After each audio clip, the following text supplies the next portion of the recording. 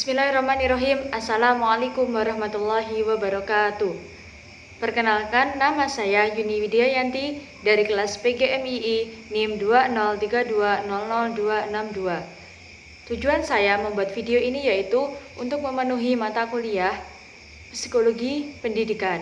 Adapun tema yang akan saya ambil untuk pembahasan pada hari ini yaitu kepribadian. Pada hari ini kita akan membahas mengenai apa itu definisi dari kepribadian, sifat, sikap, temperamen, dan watak. Lalu mengetahui teori-teori kepribadian.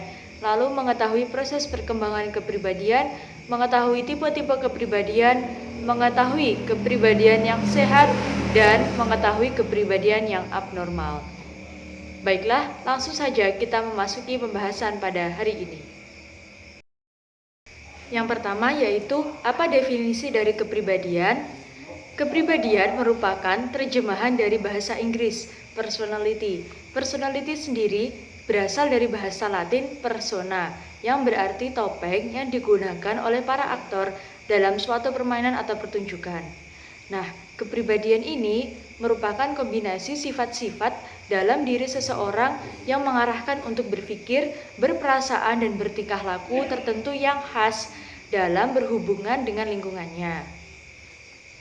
Nah, kepribadian itu berasal dari kata persona yang berarti topeng. Namun, bukan berarti bahwa kepribadian merupakan cara seseorang menutupi identitas dirinya. Kata persona dalam bahasa Yunani lebih merujuk pada simbol yang mempresentasikan identitas seseorang atau alat yang digunakan oleh seseorang untuk memperkenalkan dirinya pada dunia. Salah satu ilmuwan mengatakan bahwa kepribadian lebih bersifat menetap dan dipengaruhi oleh faktor keturunan, dan karakter lebih terbentuk karena pembelajaran terhadap nilai dan kepercayaan. Lalu, apa definisi dari sifat? Sifat adalah satu karakteristik spesifik dalam diri seseorang, dan ketika dikombinasikan antara yang satu dengan yang lainnya, membuat seseorang menjadi pribadi yang unik dan membentuk identitas orang tersebut. Sifat bisa didefinisikan sebagai respon yang sama terhadap sekelompok stimuli yang mirip berlangsung dalam kurun waktu yang relatif lama. Sifat dalam diri seseorang ketika dikombinasikan antara yang satu dengan yang lainnya membuat seseorang menjadi pribadi yang unik dan membentuk identitas orang tersebut. Contohnya, misalnya pemaaf, sifat kekanak-kanakan, sifat dewasa, sifat pemarah, dan lain sebagainya. Dengan kata lain, sifat itu adalah tabiat atau pembawaan. Misalnya egois, sombong, sensitif, di mana sifat itu agak sulit untuk dirubah. Nah, selanjutnya kita akan membahas mengenai apa definisi dari sikap, temperamen, dan watak. Langsung saja, definisi sikap atau yang sering kita kenal dengan attitude atau behavior adalah tingkah laku atau gerakan-gerakan yang tampak dan ditampilkan dalam interaksinya dengan lingkungan sosial. Sikap atau attitude adalah pernyataan evaluatif baik yang menyatakan maupun tidak menyatakan terhadap objek, individu, atau peristiwa. Menurut Ramdhani, sikap adalah cara menempatkan atau membawa diri atau cara merasakan jalan pikiran dan perilaku. Nah, menurut Armstrong, sikap adalah evaluasi, perasaan, dan kecenderungan dari individu terhadap suatu objek yang relatif konsisten. Sikap menempatkan orang dalam kerangka pemikiran mengenai menyukai atau tidak menyukai sesuatu, mengenai mendekati atau menjauhinya. Nah, sedangkan temperamen ialah kumpulan sifat seseorang yang diperoleh sejak ia lahir. Temperamen adalah gejala karakteristik daripada sifat emosi individu, termasuk juga mudah tidaknya terkena rangsangan emosi, kekuatan dan kecepatannya dalam bereaksi, serta kualitas kekuatan suasana hatinya. Segala cara daripada fluktuasi dan intensitas suasana hati. Gejala ini bergantung pada faktor konstitusional dan karenanya terutama berasal dari keturunan. Nah, sedangkan watak adalah sifat batin manusia yang mempengaruhi pikiran, budi pekerti, dan tingkah laku atau tabiat manusia tersebut. Watak adalah struktur batin manusia yang tampak pada kelakuan pada perbuatannya yang tertentu dan tetap. Ia merupakan ciri khas dari pribadi orang yang bersangkutan. Dengan demikian, watak atau karakter mengandung pengertian yang lebih luas, mencakup di dalamnya sifat, sikap-sikap, dan temperamen. Insinyur Pejawiyatna mengemukakan bahwasannya watak atau karakter ialah seluruh aku yang ternyata dalam tindakannya yang meliputi insani jadi dengan pilihan, terlibat dalam situasi, jadi memang di bawah pengaruh dari pihak, bakat, temperamen, keadaan tubuh, dan lain sebagainya. Selanjutnya, ia mengatakan bahwa watak itu dapat dipengaruhi dan dididik, tetapi pendidikan watak itu tetap merupakan pendidikan yang amat individual dan tergantung kepada kehendak bebas dari orang dan didikannya. Baiklah, sekarang kita akan membahas mengenai teori-teori kepribadian. Nah, teori-teori kepribadian ada 4. Yang pertama yaitu teori kepribadian Freud.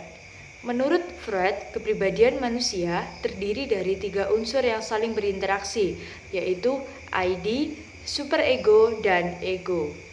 Sigmund Freud mengemukakan suatu teori psikoanalitis kepribadian. Teori tersebut dianggap sebagai landasan dari psikologi modern. Baiklah, yang pertama akan kita bahas yaitu ID. Apa itu ID? ID adalah aspek biologis dalam diri manusia yang ada sejak lahir, yang mendorong munculnya kebutuhan fisiologis seperti rasa lapar, rasa haus, dan nafsu makan. ID menggambarkan naluri manusia yang secara biologis membutuhkan makanan dan minuman. Manusia secara alami akan memenuhi kebutuhan tersebut untuk menghindari tensi dan mencari kepuasan sesegera mungkin.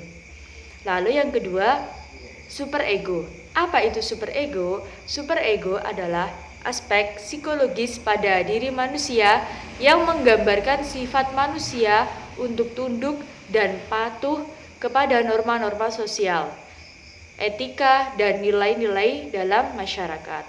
Superego menyebabkan manusia memperhatikan apa yang baik dan apa yang buruk bagi suatu masyarakat dan perilakunya disesuaikan dengan apa yang baik menurut lingkungan sosialnya. Superego bisa disebut dengan kecenderungan sifat manusia yang selalu ingin berbuat baik sesuai dengan norma dan etika, serta aturan-aturan yang ada di masyarakat. Lalu yang terakhir yang akan kita bahas yaitu ego. Apa itu ego? Nah, unsur ketiga dari kepribadian ini adalah ego, yang merupakan unsur yang bisa disadari dan dikontrol oleh manusia. Ego berfungsi menjadi penengah antara ID dan superego. Ego berusaha menyeimbangkan apa yang ingin dipenuhi oleh ID dan apa yang dituntut oleh superego agar sesuai dengan norma sosial. Ego bekerja dengan prinsip realita atau reality principle, yaitu ia berusaha agar manusia dapat memenuhi kebutuhan fisiologisnya tetapi sesuai dengan aturan baik dan buruk menurut masyarakat. Lalu, teori kepribadian yang kedua yaitu Neo-Freud atau teori sosial psikologi. Beberapa pakar yang juga rekan Freud mengembangkan suatu teori kepribadian disebut dengan teori sosial psikologi atau teori Neo-Freud. Teori tersebut berbeda dengan Freud dalam dua hal berikut, yaitu yang pertama, lingkungan sosial yang berpengaruh dalam pembentukan kepribadian manusia, bukan insting manusia, dan yang kedua, motivasi berperilaku diarahkan untuk memenuhi kebutuhan manusia. Nah, teori ini merupakan kombinasi dari sosial dan psikologi. Teori ini menekankan bahwa manusia berusaha untuk memenuhi apa yang dibutuhkan masyarakat dan masyarakat membantu individu dalam memenuhi kebutuhan dan tujuannya. Teori Nefret menyatakan bahwa hubungan sosial adalah faktor dominan dalam pembentukan dan pengembangan kepribadian manusia. Begitu. Lalu teori yang ketiga yaitu teori ciri atau trait theory. Nah, dalam teori ciri ini mengklasifikasikan manusia ke dalam karakteristik atau sifat atau cirinya yang paling menonjol. Ciri atau trait adalah karakteristik psikologi yang khusus dan didefinisikan sebagai setiap cara yang membedakan dan relatif abadi di mana setiap individu berbeda dari yang lain.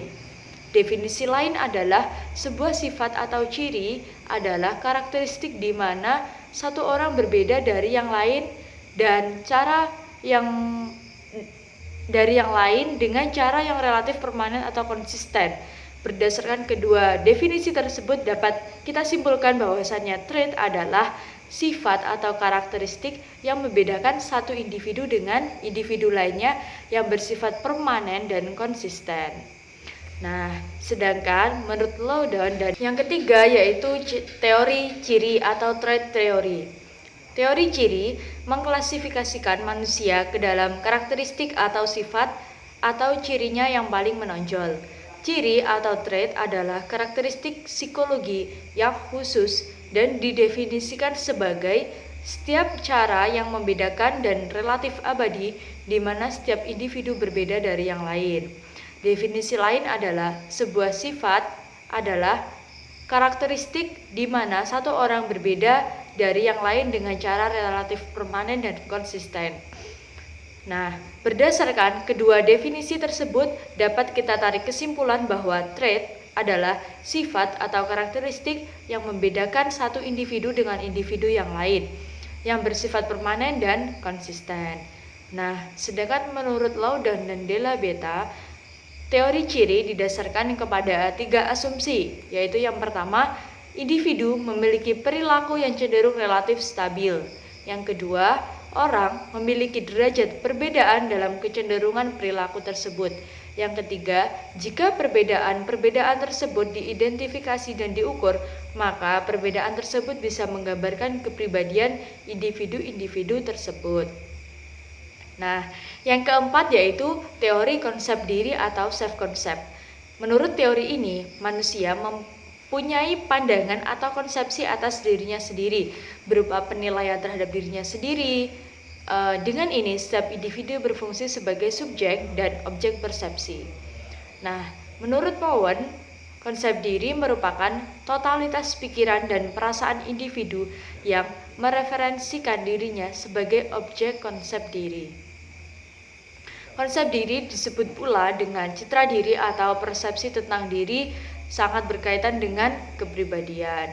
Teori konsep diri memandang bahwa tiap individu memiliki suatu konsep tentang dirinya yang didasari oleh siapa dirinya yang sebenarnya atau actual self, dan suatu konsep tentang memandang dirinya ingin seperti siapa, dirinya yang ideal atau ideal self.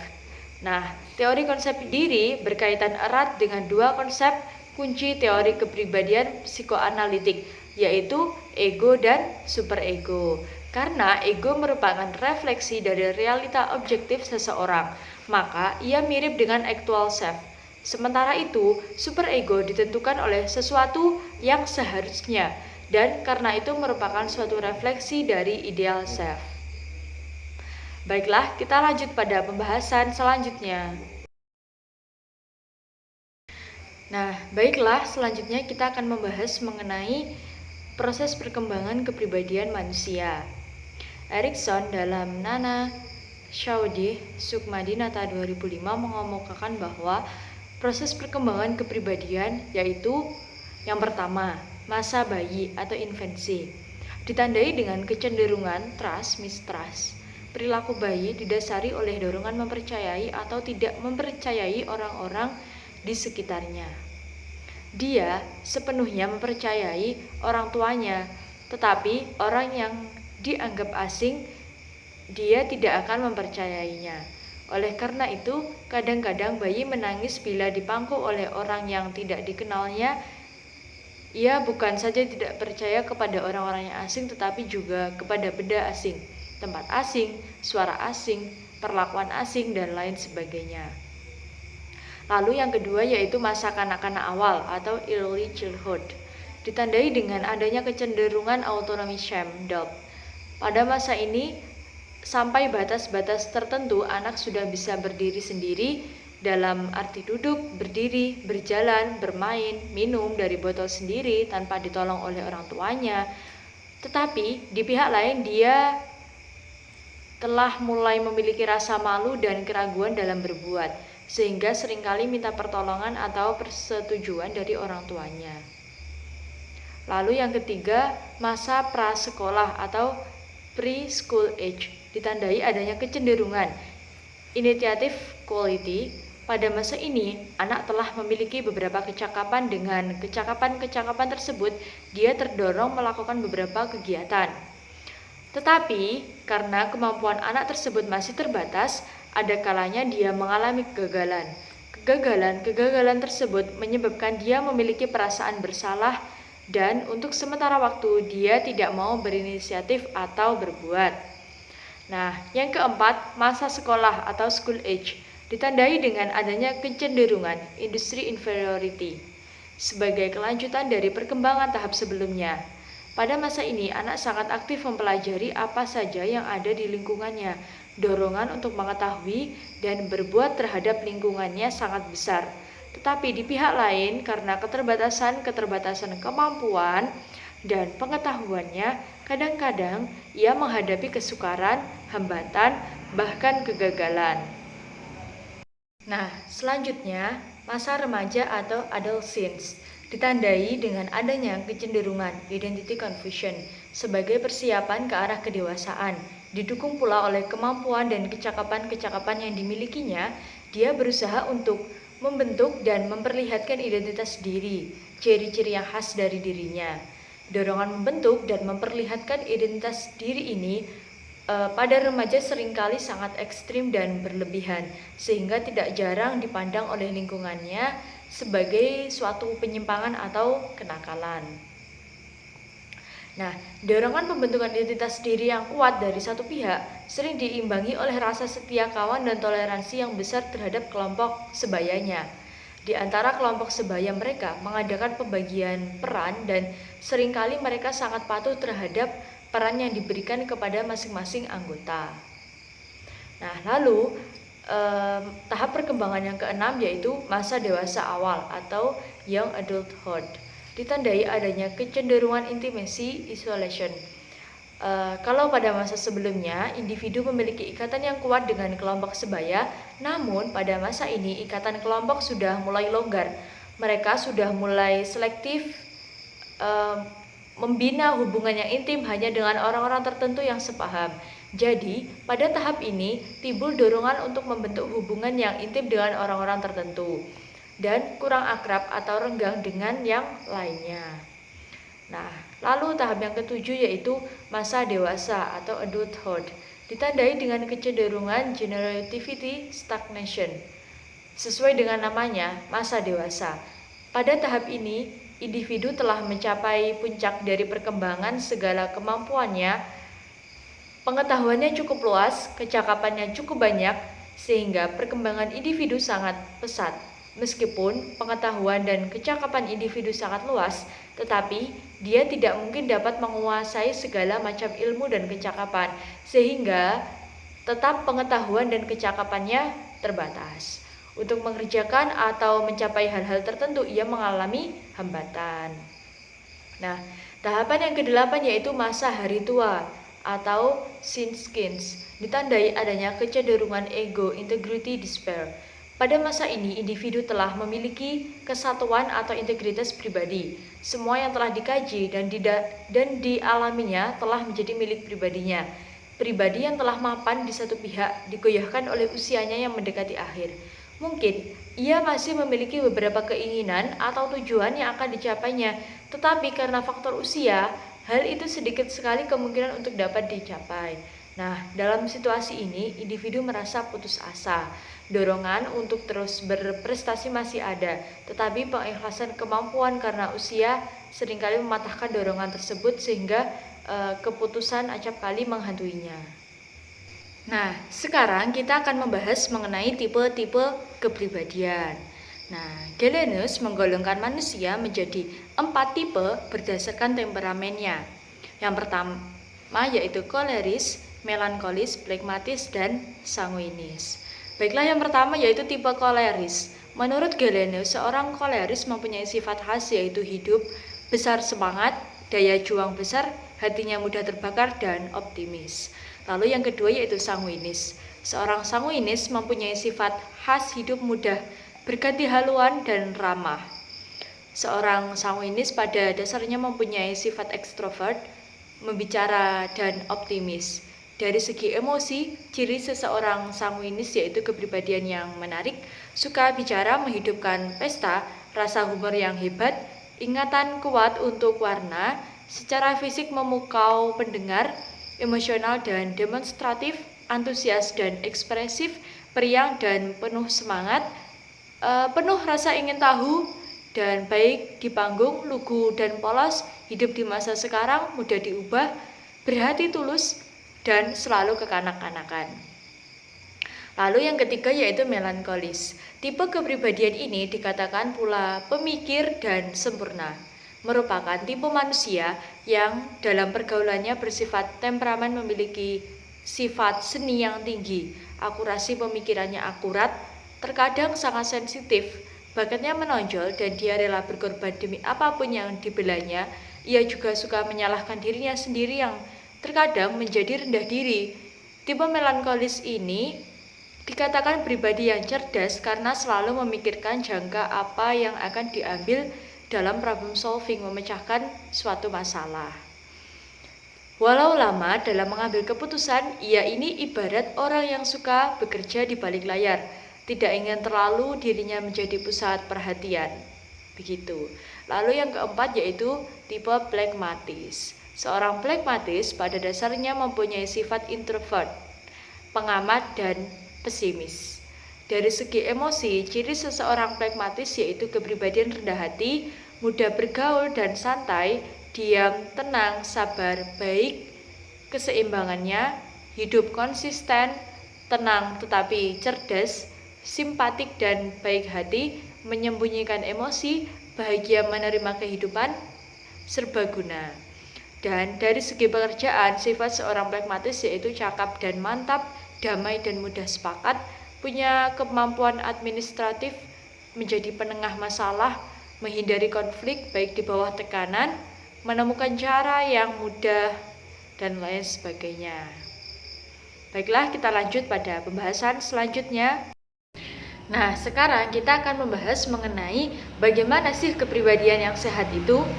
Nah, pertama, kepribadian sehat adalah keadaan individu yang mengarah pada perkembangan yang kuat dan kemampuan mental yang memiliki kesesuaian fungsi, sehingga individu mampu mengembangkan kemampuan mentalnya secara lebih baik.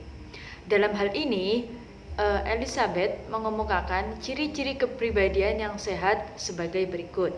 Yang pertama, mampu menilai diri sendiri secara realistik, mampu menilai diri apa adanya tentang kelebihan dan kekurangannya secara fisik, pengetahuan, keterampilan, dan sebagainya. Yang kedua, mampu menilai situasi secara realistik, dapat menghadapi situasi atau kondisi kehidupan yang dialaminya secara realistik dan mau menerima secara wajar, tidak mengharapkan kondisi kehidupan itu sebagai sesuatu yang sempurna. Lalu yang ketiga, mampu menilai prestasi yang diperoleh secara realistik, dapat menilai keberhasilan yang diperolehnya dan meraksinya secara rasional, tidak menjadi sombong, angkuh, atau mengalami superiority kompleks apabila memperoleh prestasi yang tinggi atau kesuksesan hidup. Jika mengalami kegagalan, dia tidak mereaksinya dengan frustasi, tetapi dengan sikap optimis. Lalu yang keempat, menerima tanggung jawab. Dia mempunyai keyakinan terhadap kemampuannya untuk mengatasi masalah-masalah kehidupan yang dihadapinya. Lalu yang kelima, kemandirian. Memiliki sifat mandiri dalam cara berpikir dan bertindak, mampu mengambil keputusan, mengarahkan dan mengembangkan diri serta menyesuaikan diri dengan norma yang berlaku di lingkungannya. Lalu yang keenam, dapat mengontrol emosi.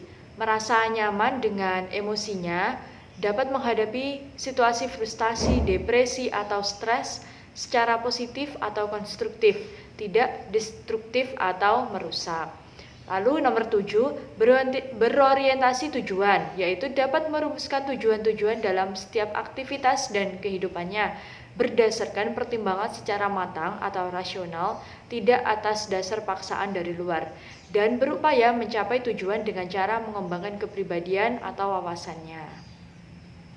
Dan yang kedelapan, berorientasi keluar atau extrovert, bersifat respect, empati terhadap orang lain, memiliki kepedulian terhadap situasi atau masalah-masalah lingkungannya dan bersifat fleksibel dalam berpikir, menghargai dan menilai orang lain seperti dirinya, merasa nyaman dan terbuka terhadap orang lain. Lalu yang kesembilan, penerimaan sosial, mampu berpartisipasi aktif dalam kegiatan sosial dan memiliki sikap bersahabat dalam berhubungan dengan orang lain. Dan yang kesepuluh, memiliki filsafat hidup, mengarahkan hidupnya berdasarkan filsafat hidup yang berakar dari keyakinan agama yang dianutnya. Lalu yang ke-11, berbahagia.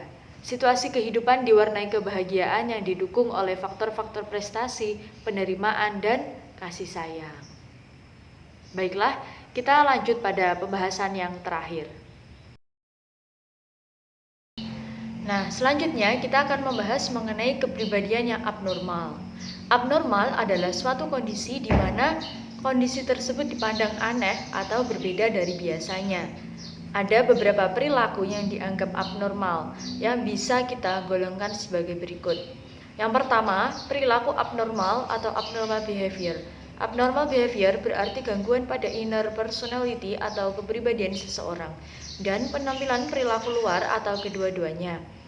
Nah, jika terjadi gangguan pada salah satu inner atau outer personality, maka istilah yang digunakan adalah abnormal behavior. Dan jika kedua-duanya, maka disebut sebagai disorder personality. Lalu yang kedua yaitu psikopatologi. Psikopatologi, istilah ini mengacu pada studi mengenai perilaku abnormal dan gangguan mental, menyangkut wilayah ilmu pengetahuan. Dalam praktisnya juga identik dengan psikologi abnormal dan gangguan mental. Lalu yang ketiga yaitu perilaku maladaptif. Maladaptive behavior, istilah ini mengacu pada pendapat Yehuda yang menyatakan bahwa perilaku abnormal atau mental yang terganggu ditandai oleh adanya kesalahan dalam penyesuaian diri, yang disebut perilaku maladaptif atau penyesuaian yang salah. Lalu selanjutnya gangguan mental atau mental disorder. Istilah ini hampir sama dengan perilaku abnormal yang meliputi seluruh rentang gangguan, dari yang sifatnya sangat ringan sampai dengan gangguan yang sangat berat. Lalu selanjutnya gangguan emosional atau emotional disturbance. Istilah ini mengacu pada adanya integrasi kepribadian yang tidak kuat dan adanya tekanan pribadi atau personal distress yang menimbulkan stres yang sifatnya negatif. Lalu selanjutnya ada sakit mental atau mental illness. Istilah ini digunakan orang karena sama artinya dengan gangguan mental. Tetapi saat ini penggunanya dibatasi untuk gangguan-gangguan yang melibatkan patologi otak atau disorganisasi kepribadian yang berat. Lalu selanjutnya ada gangguan perilaku atau behavior disorder. Gangguan perilaku atau behavior disorder secara khusus mengacu pada gangguan-gangguan yang berasal dari salah belajar, baik kegagalan dalam mempelajari kompetisi ataupun belajar pola penanggulangan maladaptif. Lalu selanjutnya ada sakit mental atau mental disease. Penggunanya merupakan analogi dari istilah kedokteran, ialah sakit atau lebih tepat sakit fisik. Selanjutnya gila atau insanity. Insanity merupakan istilah yang biasa digunakan di kalangan hukum gila atau bahasa Inggris insanity atau madness adalah istilah umum tentang gangguan jiwa yang parah. Secara historis konsep ini telah digunakan dalam berbagai cara. Di lingkungan dunia lebih sering digunakan istilah gangguan jiwa.